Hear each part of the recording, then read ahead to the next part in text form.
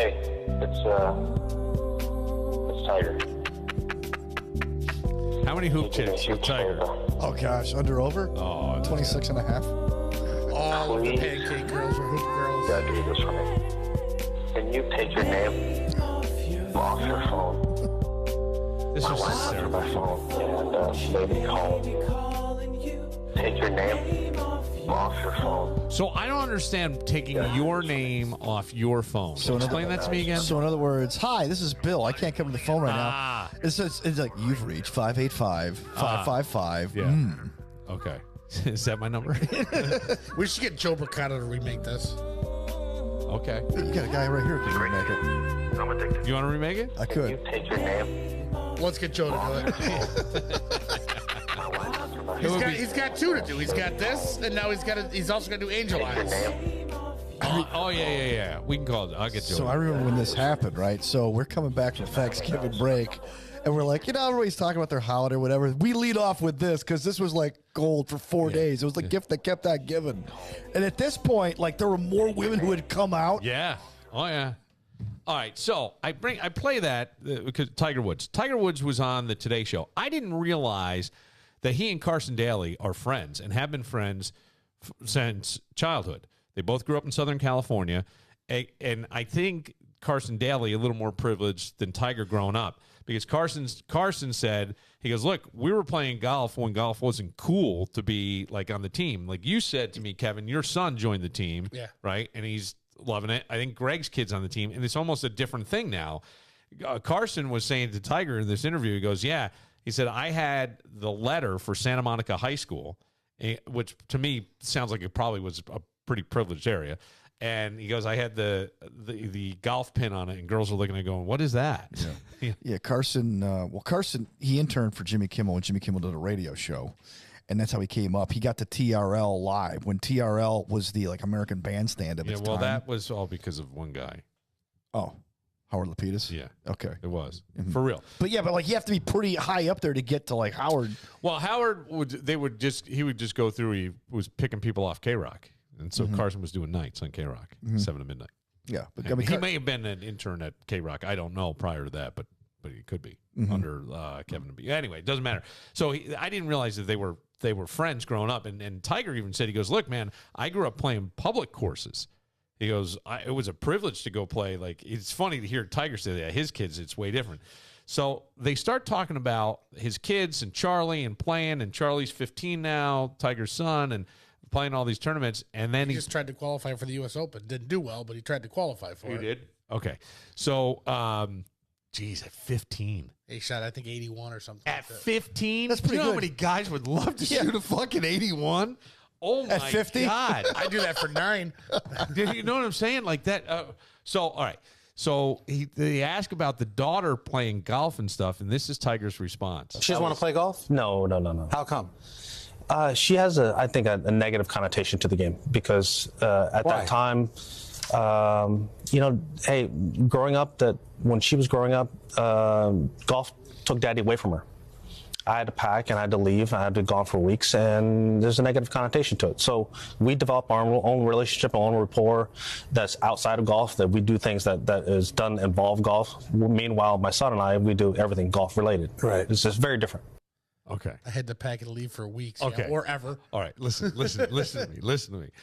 I swear to God, it has to be so hard to be Tiger's daughter, knowing it's all out there. Yeah. You do a Google search on your dad. Every kid is going to do a Google search on their parent, whether their parent is well known or not. They're doing a Google search.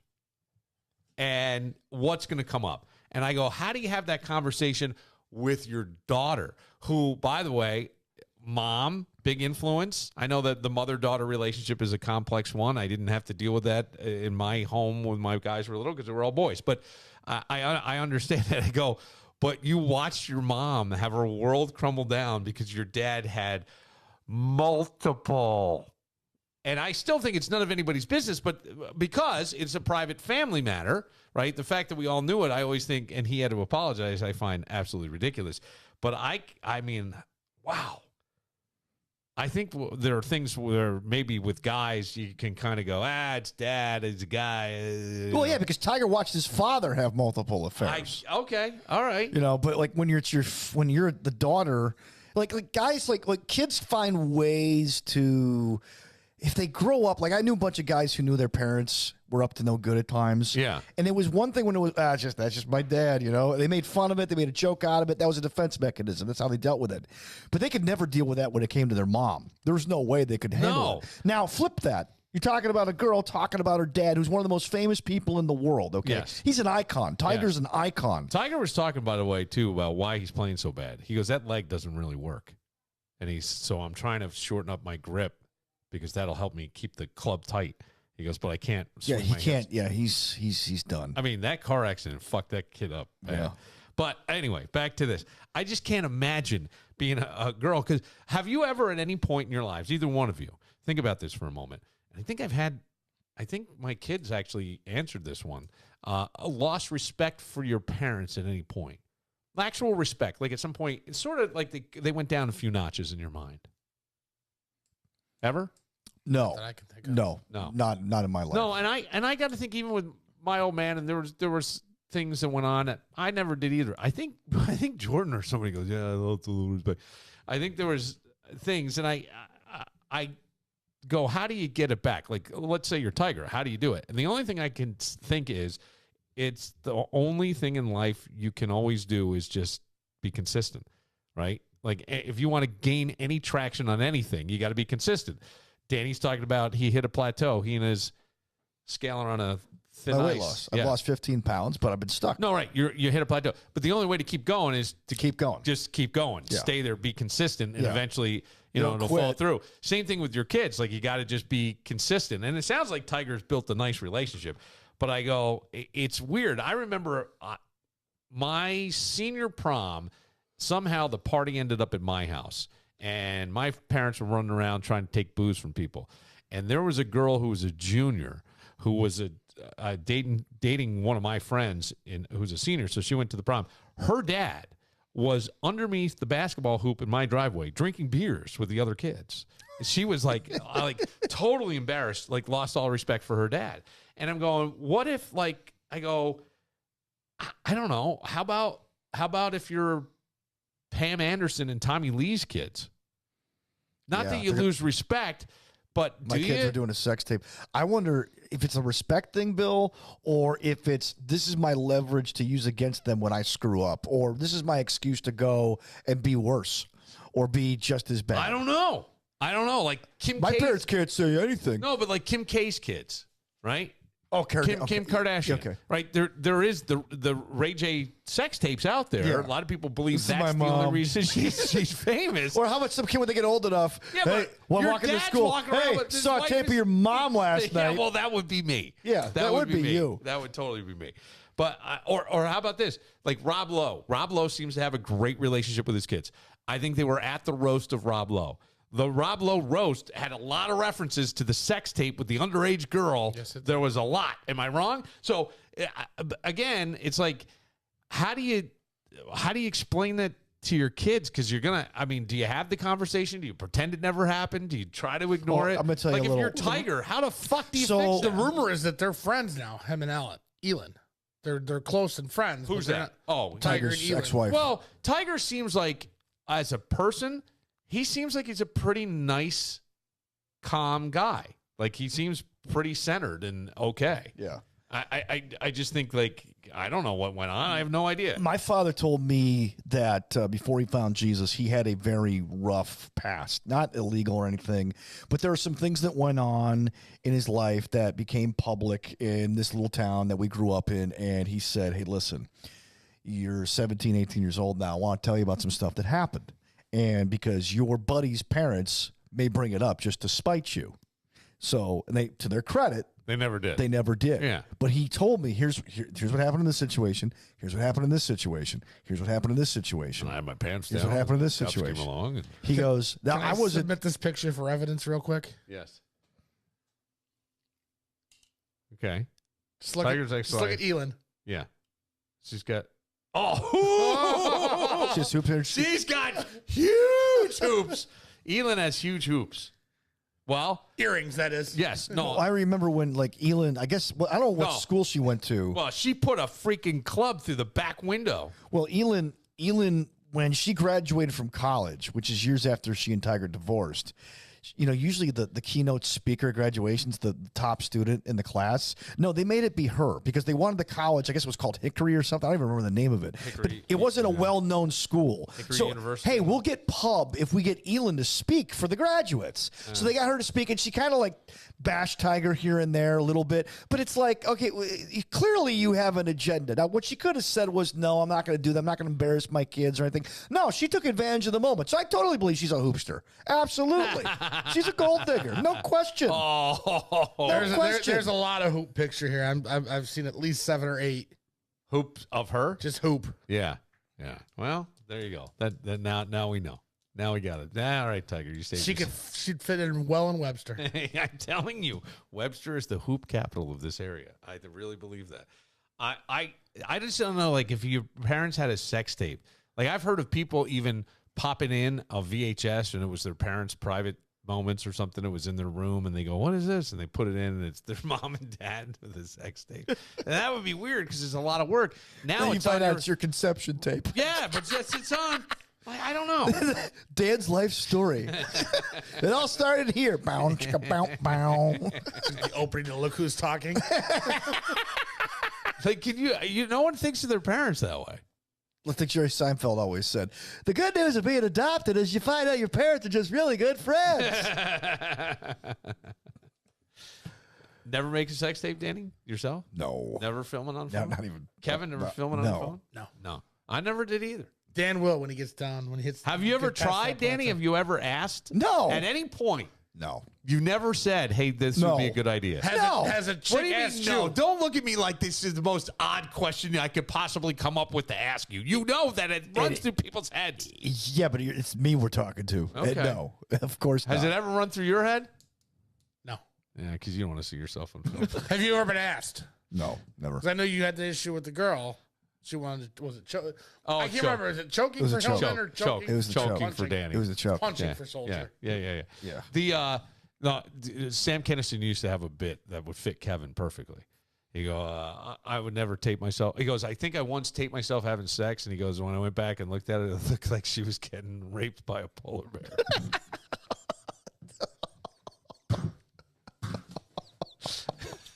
That was probably eating ducks too, right? you dick?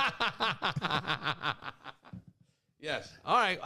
Look, as long as your kids don't lose respect, the only thing I can say is no matter what happens, you just have to be consistent and show up. And obviously, all these guys who had sex tapes were parents, and it's weird. And I think more today, there's how many times, right? Naked pictures, something that it's out there, it's on the internet. Your kid will find it. Yes. They'll find it. They will. Did you ever walk in on your parents? Not that I knew of. You knew of the door being locked. Yeah, I didn't know. Why did you walk in on your parents? No. Oh, I actually heard my parents once. really? Yeah, it was so my junior year in high school. We had this winter dance called the Winter Ball or whatever it was, There was a ball involved. or snowball. It was called snowball. yeah. And my father picked us up. snowballing. He picked us up, my sister and I and my buddy, and we brought us Sister home. was your date? No, she wasn't my date. But anyway, Silver Creek. I know. That's why I had to clarify. I had to keep an eye on her, obviously. So we got. Yeah, don't ask She was me. wearing hoops, and I had to. So long story short, we get home and so I go downstairs and just watch MTV, and I come up. It's about 1 o'clock in the morning, and we got church. We got church in the morning, right? So I go up the stairs, and all of a sudden I hear There's testifying going stuff going on in the other room, and it's my father and my mother like going at, oh Butch, on. Talking about God. like oh okay, all right, great.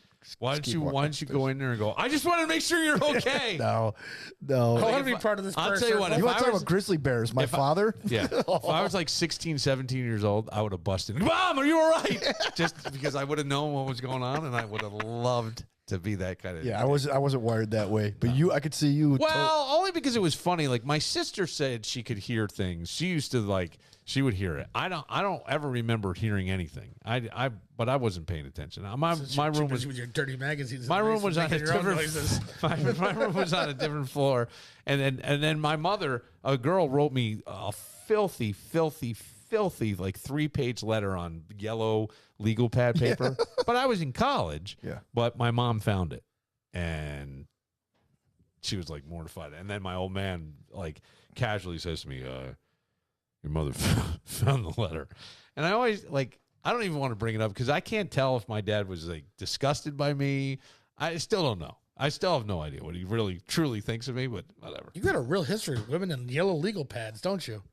Why? What else happened? You had your I don't know. Beast of Burden, Beast of Burden. the one that wrote you the letters here. Oh yeah. Yellow legal pad. Did your parents ever? This is segue. Did your parents ever hide letters that you got from women you found out later? No. Okay. So my sister was cleaning out. check the story. He's like, that's way over fucking bearing. Check this out. My parents used to yell when I would get calls in the middle, like late at night. My and stuff. grandparents. So we took over our grandparents' house after my grandfather died. My father bought the house and took care of it, renovated it. And my sister one day after Dad died was like cleaning up downstairs some old stuff, and she went in the basement and she goes, "What's this?" She sees an envelope hiding like in the basement ceiling. And she pulls it out. It's a love letter. It's a love letter from my Aunt Linda to my Uncle Joe before they got married. And it was still sealed. Like it wasn't opened. So did she give it to him? My grandmother like didn't like her, saw the return address and hit. So my sister opens it up and it was a very innocent. It was like a time capsule. Don't forget to call me Friday at 6:30. I get the phone for an hour. I was like very sweet, innocent. Yeah. But my grandmother didn't like her and hid the letter. So my sister gave it to my uncle and says, "Hey, I found this. Yeah. It was sealed. That's a cute family story. yeah." And he got a kick out of it. Sure he would. I mean, they had since been long divorced at this point. Well, I guess your grandmother Grandma knew. was onto Grandma something. knew it. Yeah. She knew it was right. God damn, Grandma knew. That's very, very funny. All right, we'll close down. Anybody big plans for the weekend? I got probably my last gig for a long time. Oh, this is it? I think this is it. This is it. Ooh, where are you playing? May 4th, Tap It at Scottsville Road, Oh, 8 yeah. o'clock if you guys want to come out. May the 4th be with you. This is it. I don't know where it's going to go from here. Yeah. This could be my last show. Hitting the road, Billy. Is this sad? Is Retiring. it a sad thing for you? You know, I don't know if it's sad. Bittersweet? I could live without it, but Yeah. I mean, it seems like it's one of those things where I had bigger expectations for this. What do you call guys who are like that? Like a hoop earring version of guys? Guys in a band? I'll tell you what, like it's like being married to 4 Bigger the dudes. guitar face. Guitar face. Being in a band is like being married to 4 dudes. Well, there you go. All right. Well, that another one ends in divorce for you. That's They've all left him too. They're cheating on him with other bands. For Kevin Muir, who had the great insight to call Laura and see if she's a hoop chick. And She is. Turns out she is, and she'll be in late next week. Yeah. Yeah. For Dan, who's got his final gig at Tap It on Saturday, May the 4th be with you. I'm Bill Moran. Have a great weekend. We'll see you Monday with our reunion show of Greg and Stephanie. Ooh.